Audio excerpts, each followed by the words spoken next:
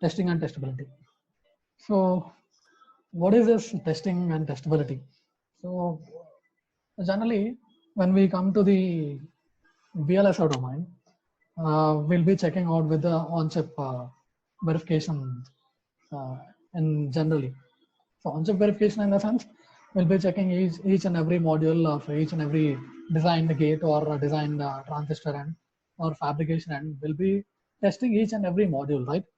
The same way, here also, when we come to our concepts, so we'll be learning out with the concept of how within the VLSI systems or system design or architecture or the modules of VLSI uh, designs, we'll be learning what type of errors we occur and how we are going to rectify it and how we are going to test it and what were the different types of tests we have in building up test modules.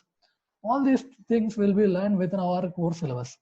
Okay, so the main concept of our subject is we'll be learning out about complete test designs. Okay, now let us see overview of our syllabus, and so that we'll be continuing with the concept. Okay, yeah. With the introduction to testing, testing philosophy. Okay, testing philosophy in the sense we'll be learning about what is the testing, the basic philosophy model, from where it is extracted, what is that testing, that will be learned here. Role of testing in the sense where we are going to implement this testing modules and how it is how it is taken as a role for our digital circuits or analog circuits in the VLSI implementation. That will be seen here. And next we'll be checking out with the digital and analog VLSI testing. So where we are going to implement this in the analog or digital modules, how this how this testing is implemented in VLSI domain. That will be learned over there. VLSI technology trends affecting testing. So how this shows a major impact on how the testing shows a major impact on VLSI domain. That will be seen over there. Okay, and types of testing. We'll be learning different types of testing in this.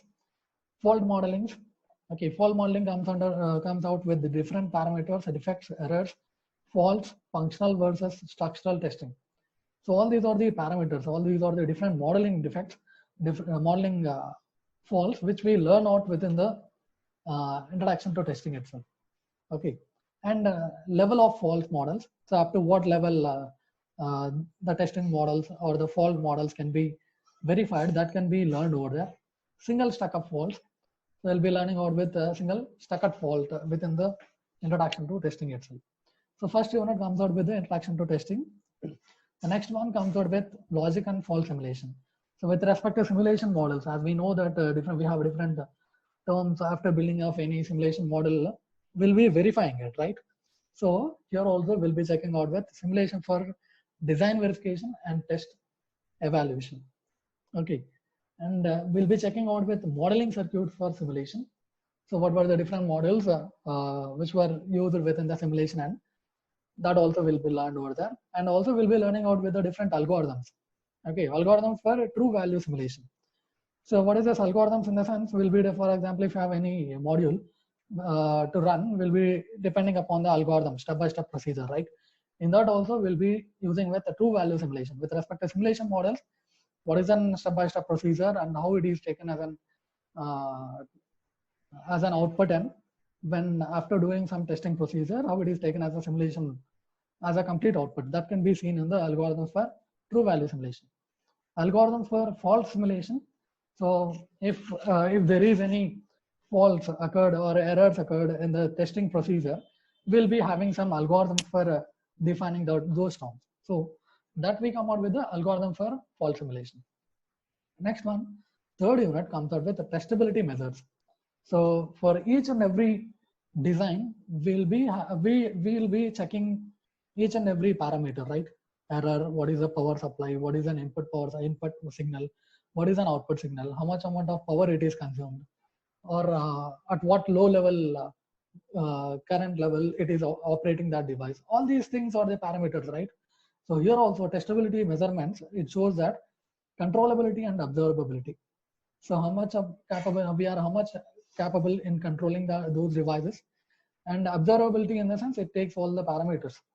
Okay, so the first one comes out with controllability and observability. high-level testability measures. So we'll be learning about with high-level testability measures and digital DFT and scan design. So if we have any module of VLSI module, in that we'll be checking out with DFT module and also with the scan design. Scan design in the sense we'll be defining with ad hoc DFT methods, scan design, partial scan design, and variations of scan. So what is the scan in the sense? Either you'll be designing a scan cell or designing an flip-flop or designing an some latch or something which is used for scanning the input from one module to the other module, which can scan the n number of inputs and set it for the output processing. Okay, scan design comes out with the measures of the testability. Okay, how many inputs we are going to process and how many number of outputs are set for the processing, and that can be seen over there. Fourth one comes out with built-in self-test.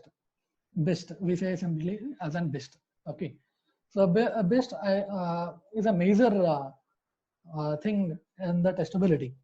Okay, so based on the logic implementation, for example, you can will be able to develop a logical module and implement it in one of the architecture modules so that it can test for every allotted time slot or allotted specifically based on the path input and number of input.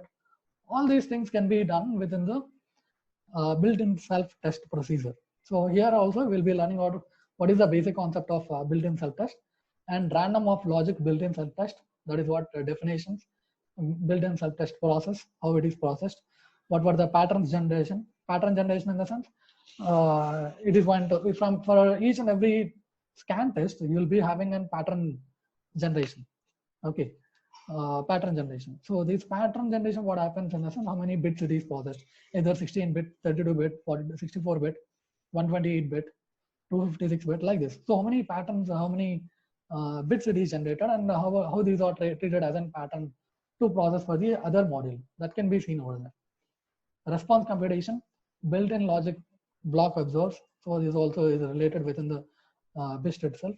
Test per clock, as I said you on, it depends upon the clock, how many bits per second it is going to transfer on. So that is going to check on with respect to the clock also. Test per scan BIST system, circular self-test path system, and memory BIST, delay fault BIST. So all these are the different things we will be learning out in the BIST. Next one, boundary scan standard. So we'll be learning out with the how this boundary scan. So as in the unit 3 we have scan design, right? Okay, so based on this scan design, what happened, up to what level you are going to configure it.